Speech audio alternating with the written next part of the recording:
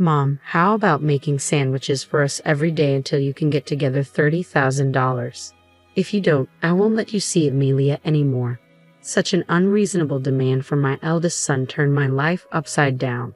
Before dawn, I was making sandwiches for his family and delivering them, then heading to the care facility, worn out from fatigue and lack of sleep. I just couldn't bring myself to cut ties with him, all because of my love for my adorable granddaughter, Amelia. But one day, a tearful Amelia revealed a shocking truth her parents had kept hidden. I can't forgive them anymore. I've reached my breaking point and decided to fight back. My name is Emma. I am 72 years old. I lost my husband last year and now live alone in our family home. My husband, who was the same age as me, developed dementia in his later years. I took care of him at home for a while, but the last year was spent under the care of a facility. Because of that, I still have a connection to that facility even after he's gone. I was mentally and physically exhausted from caregiving, and the staff at the facility were truly kind to me. Thanks to them, I believe my husband spent his last year in peace. The facility was always short-staffed and extremely busy. After my husband passed away, I talked to the staff and decided to help out in any small way I could. I've always been good at cooking and baking, so I would make sandwiches and desserts for the staff whenever I went to the facility. Then one day, out of the blue, my eldest son and his family came to visit. It took me by surprise, but I served them tea. Mom, it's been a while, sorry for barging in like this. We've had some issues and decided to move to this area, James, my eldest son, said while reaching for the treats on the table. He looked worn out for some reason. Natalie, my daughter-in-law, barely spoke since they arrived and kept fiddling with her cell phone. They decided to move all of a sudden. Did something happen? A faint unease lingered in my heart, but I greeted my granddaughter, Amelia, with a smile.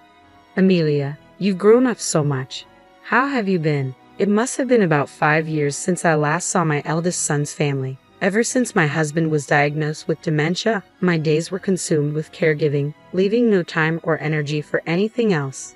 I couldn't even keep up with my adorable Amelia. Rainy, it's been a while. I've been good. I'm in the 9th grade now. Amelia replied, Oh my, how time flies. You'll be taking exams this year. Then you better do your best. Upon hearing this, Amelia's expression turned somber. I wondered, is moving during such a critical period in her education a good idea? Just then, a cat's meow echoed from the kitchen. Amelia whispered with joy, A cat, and hurried towards the sound. Mom, since when did you get a cat? James asked, staring intently towards the kitchen. Natalie didn't lift her face from her smartphone. In Amelia's absence, I probed my son and his wife about the reasons behind their move. Their response was vague, but in essence, they moved hastily due to financial troubles stemming from a failed business venture. I then inquired about James's job. Well, things have been rough. My health's been on the decline, and the doctor advised some rest.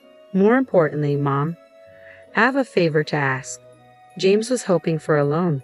The failed business and move drained their finances, and they were nearly out of money. He needed about $5,000 for daily expenses. Honestly, I hesitated. Even though he's my eldest, lending such a large sum on the spot felt daunting. Are the two of them even thinking about their future? But no matter how much I broke, all I got was, just lend us the money. Despite my reservations, I took out $5,000 from my savings and handed it to James with a smirk. James quickly pocketed the money. Well, do your best for Amelia's sake. If there's anything I can do to help, just let me know. Yeah, thanks. We're heading out now, but we'll be around often. Please keep some food ready for us. With that, James called Amelia, who was petting the cat in the kitchen, and the three of them left. As I cleared the dishes, a sense of unease about what the future held settled in. Hey, Mom, it's me. I'll be coming over tonight. Have dinner and a bath ready, okay? Oh, and I've run out of the money you gave me, so I'll need a bit more later. Without waiting for my response, James hangs up the phone. I sigh heavily and set my mobile phone on the table. It's been 2 weeks since my eldest son's family imposed themselves on me. Since then, James has been coming over almost daily for meals and money. On weekends, his adorable daughter, Amelia, joins. At first, I prepared special meals and lent him a few $1,000s each time, but I've reached my limit. James claimed he couldn't work due to medical reasons, but he looked perfectly healthy to me. I couldn't understand why he was blowing through the large sums I lent him every week. That evening, fed up, I sternly confronted James and his wife when they arrived. I told them I didn't want them visiting so frequently and to stop asking for food and money. What? You said you'd help, didn't you? Was that a lie? Predictably, James became aggressive in his words and demeanor. His wife, Natalie, silently played with her phone while eating the meal I'd prepared. There are limits, you know, making me prepare meals every day, asking for money every week. Enough is enough.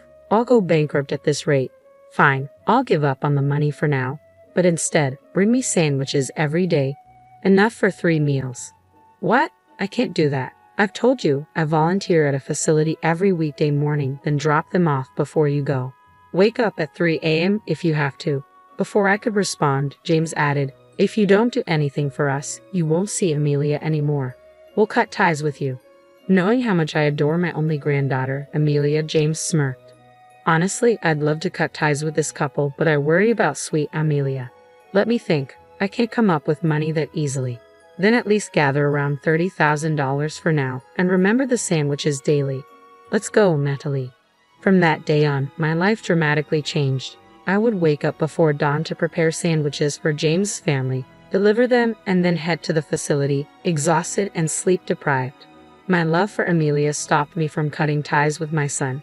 This exhausting routine continued for about a month. Then unexpectedly, Amelia visited alone one weekend. I greeted her with a smile, but she looked somber.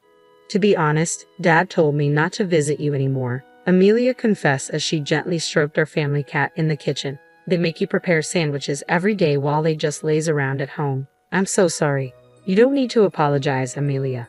Well, I am a bit worried about those too, but how's the new school? Are you keeping up with your studies? I tried to shift the topic with a cheerful tone, but Amelia remained silent, tears streaming down her face. Caught off guard, I comforted her by rubbing her back. Eventually, she broke down, crying even louder. Not understanding the reason, I patiently waited for Amelia to calm down. When she finally stopped crying, she revealed a shocking truth. Amelia hadn't been attending middle school since they moved here. Not just that, she claimed James forced her to lie about her age and work several part-time jobs. All the money she earned went straight into James' pocket. Furthermore, James took away her cell phone when they moved. One night, he suddenly said, "We're moving," and she was forced onto a truck without even saying goodbye to her friends or teachers. James had firstly made her promise not to tell me, her grandmother, about all this. I was dumbfounded by the shocking revelations pouring from Amelia's tear-filled eyes. It seemed as if they had moved secretly in the dead of night. What could have possibly happened to my eldest son and his wife? That's how it was, Amelia. You've been struggling all this time. I'm sorry I didn't notice earlier, but thank you for telling me. No, I should apologize. I didn't want to upset you. You know, I'd overheard Dad and Mom talking about you yesterday. They were planning to secretly take some sort of property deed from your place and then pretend you have dementia to place you in a facility. I just couldn't hold it in anymore. Unable to hold back, Amelia began to cry again. I hugged her tightly. No matter what, I couldn't forgive my eldest son anymore. Until now, I endured everything for dear Amelia's sake, but I have reached my breaking point. James is clearly an adult and a parent himself. He must face the consequences of his actions. I made up my mind silently. Amelia, you don't need to worry. Leave everything to me. Oh, by the way, where are you planning to take your school entrance exams? I smiled at Amelia, trying to encourage her. Her eyes, red from crying, looked a little comforted. Well, I want to go to a place called Winchester Culinary School. With everything going on and the lack of money, I might not even be able to apply. Oh, the Winchester Culinary School. I know it. It's a vocational school for cooking and baking, right? The person who founded it was in the same class as your grandfather and me. It's a good school, really. That's amazing. I love the dishes you make. I want to make people smile with my cooking just like you. After that, Amelia shared her dreams with me. She told me that despite her tough circumstances, she never gave up and continued studying diligently. I encouraged Amelia and made her promise to continue her studies. After seeing Amelia off, I quickly took action. First, I decided to investigate my eldest son and his wife, so I hired a private investigator. A week later, after receiving the investigation results and pondering them, I made several contacts. Once everything was in order, I called James. I have something substantial to discuss with you. You must bring Natalie and Amelia with you. Thinking he'd finally get his hands on the big bucks, James eagerly agreed to the conditions, deciding to meet at a coffee shop over the weekend. Seated by the coffee shop's window, engrossed in my phone, I awaited their arrival. When James and his family approached, I set my phone down on the table and exchanged greetings. Hey, give me the money already. Do you want to be cut off from us immediately? James reached for the thick brown envelope by my side, filled to the brim. Pulling the envelope closer, I held onto it firmly.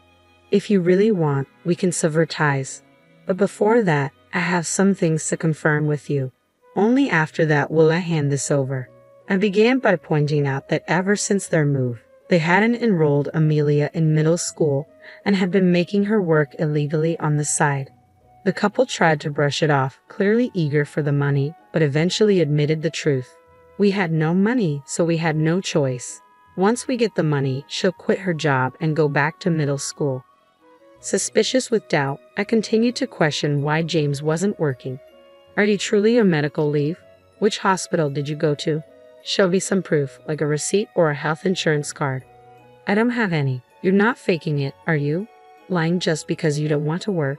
As the atmosphere grew tense, James raised his voice. Don't say things like that. I didn't go to any hospital, but something really traumatic happened, and it's been hard. James, can you honestly tell me what happened? If you do, I'll give you this. I motioned to the envelope in my hand. James begrudgingly began to speak. I get it now. When you said your business failed last time, you were actually betrayed by a business partner, a guy named Alexander. He took off with all the money. I worked so hard to earn, but he had control over the core know-how and equipment, so I was powerless without him. Oh, that's what happened. I'm the victim here. That's why I couldn't pay the rent and other bills and had to move. Now just give me that money already. With that, James snatches the envelope from my grasp. However, when he quickly opens it, instead of a wad of cash, it's filled with a bunch of bills. James stares blankly at the bills scattered across the table. Why don't you just tell the truth for once? Feeling let down by my eldest son's persistence and mine, I reveal the facts I've gathered. As the business started to profit, he got deep into the sex industry, accumulating massive debt to cover it. He deceived his business partner, took all the earnings, and even got involved with payday lenders. Then he moved away secretly in the middle of the night. Do you have any idea how hard it was for Amelia? She was thrown into chaos without understanding the reason. She couldn't even say goodbye to her friends and teachers, and you took away her phone. Do you understand how scared and hurt she felt? Whether James was listening or not, he desperately searches the bills, hoping to find money. Watching his pitiable state, I was utterly exasperated. James, hiding from payday lenders and business owners, had neither been working nor notifying the proper authorities of his whereabouts or processing school transfers for Amelia. His wife, Natalie, wasn't working either, so they had no income. It's clear they were counting on me from the beginning. No, I was planning to work once things settled down. What exactly did you do? All you've done is demand money and meals from me and force Amelia to work, right? Natalie is always on her phone, not working at all. Also, I know you've been sneaking into my house while I'm gone. That's breaking and entering, a serious crime, you know. I always leave the back door open for the neighborhood cats. Knowing this, James had been repeatedly breaking into my house whenever I was away. The day Amelia told me about James and Natalie was a turning point. I remembered I had a pet camera I'd won in a raffle. I fetched it from the storage and set it up. Sure enough, the footage showed James sneaking in from the back door while I was away, rummaging through my cupboards. I saved the footage on my mobile phone. Though after getting hold of the deeds to my house and land, you planned to make it seem like I'd lost my mind, put me in a facility, and then snatch everything away. You moved here with that intent from the beginning, didn't you? Shut up. You keep making me out to be a criminal just because you're my mother. You think you can make baseless accusations? James protested. I have a witness right here. Suddenly, an intimidating male voice sounded from behind James. Upon seeing the man, James was shocked and jumped. What? Alexander, why are you? Emma contacted me. I heard there was a discussion today, so I came from far away to participate. Good to see you, James. Looking well, I see, Alexander said, taking the seat next to James, effectively blocking his exit. It was my first time meeting him, but Alexander was quite an imposing middle-aged man. I was surprised James dared to cross someone like him. James, return the money now. There are officers waiting outside. I filed a police report. Pay up or turn yourself in. Decide now, Alexander demanded. Hearing this from Alexander, James hurriedly looked towards the window. Just as Alexander said, a police car was parked right outside the diner with an officer standing there, looking our way while on his phone. James looked shocked by the scene, his eyes wide as he instinctively moved back in his seat. Wait, Alexander, I was wrong. I'm truly sorry. I'll pay you back, I promise. I wasn't running away. I just needed a little more time. Just a bit longer, please, maybe another 2 weeks. Though you plan to sneak out in the middle of the night and move again, you think I trust the words of someone who's lied to me once? I'll ask one more time. Will you return the $30,000 you stole from me now, or will you go to the officer outside? Which is it? Alexander's tone no argument. Finally, he'd be arrested. A tangible, profound fear overtook James, sweat forming on his brow, trembling. James just stared at the table silently for a moment. Eventually, his bloodshot eyes slowly turned to face me. Hey, Mom, are you okay with this? If I get arrested, Amelia will be the daughter of a criminal. Your meddling has ruined your sweet granddaughter's life. If you don't want that, give me the money, Alexander. I'm sorry to interrupt, but could I borrow your cell phone? Mine isn't working right now. I need to dial this number. Cutting off James's desperate plea, I abruptly addressed Alexander, ignoring the dumbfounded James. I took the phone that Alexander handed over willingly and dialed the number, switching the call to speaker mode. Placing the phone on the table, I addressed Amelia. I'm calling the dean of the Winchester Culinary School. I've already briefed him about your situation. Please have a chat with him. Amelia was visibly flustered. What? Shortly, the call connected, and a flustered Amelia picked up the phone. A deep, calm male voice came through from the other end. Hello, this is William. Oh, hi, my name's Amelia. I love my grandmother's cooking, and I want to be able to make dishes that bring joy to people too. I want to join the Winchester Culinary School. It was a call with the dean of the prestigious Winchester Culinary School. Amelia, filled with nervous excitement, tried her best to convey her feelings. Dean William listened intently, occasionally nodding and giving encouraging murmurs. I see. Thank you for sharing, Amelia. It seems you've been through a lot. Your grandmother, Emma, is an old friend of mine. I'm aware of the situation. Amelia, once so excited, suddenly went silent. That's right, she had no hope for exams or the future. Like a deflating balloon, her shoulders slumped in disappointment. But you know, that doesn't matter. You have dreams, and you're working hard towards them. You've honored our Winchester Culinary School by choosing it as your first step. We give everyone an equal chance and support all students, no matter their background. Come, take the test with integrity. We'll be waiting. The call ended. I thanked him and handed the mobile phone back to Alexander. Yes, Amelia will be fine now. I can turn myself in without any worries. James's face went blank and he froze. For those who might not know, the Winchester Culinary School is where Amelia wants to study. It's a professional cooking school. Despite the challenges from her clueless parent, nothing will hold her back. Amelia looked at her father. Her cheeks were still flushed from the tension of the call, but her eyes sparkled. James looked deflated, avoiding eye contact, clearly embarrassed. Prompted by Alexander, James exited the diner. The officer put away his phone and started talking to James. It's disheartening to see your child in police custody, but I want James to take full responsibility for his actions. I picked up the mobile phone left on the table. I had previously consulted with the officer and had him on the line during our conversation, with everything recorded. Even James can't escape this time. And one more thing. I turned to Natalie. Throughout the confrontation with James, she seemed disinterested, constantly fiddling with her phone. Natalie, James is with the officer. What will you do? She only briefly met my gaze. Ha, I don't care about that man. I'm divorcing him soon anyway. Amelia looked shocked and turned to her mother. Wait, what about Amelia? Your marital issues are yours. But you need to consider Amelia. I've made up my mind about what I want.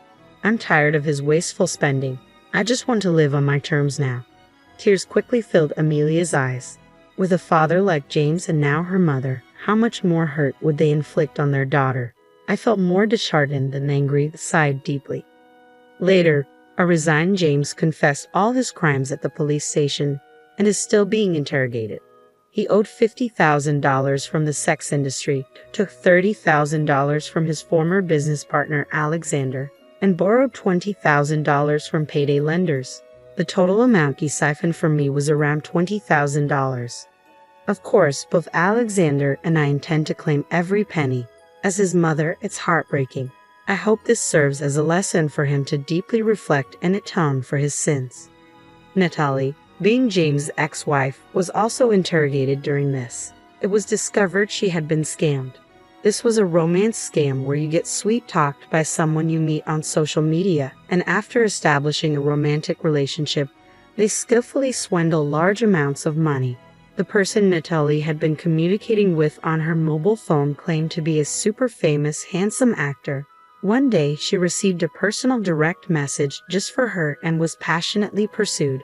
Natalie fell head over heels. She kept sending money, doing whatever he asked.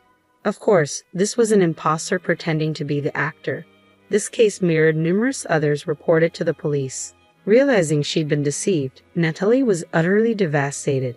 Since she had already divorced James, she had no one to turn to and had lost her means of livelihood. After that, I decided to live with Amelia. I sold my house and land and moved to an apartment near Winchester Culinary School. The house and land, located in a prime urban area, had a huge asset value, fetching me several $1,000,000. I made sure that Amelia would be the beneficiary of these assets so she'd never face financial hardships. We moved in the middle of the night. As I was sneaking away, my parents were deeply distressed with everything escalating to the police, but Amelia never gave up and continued to work hard.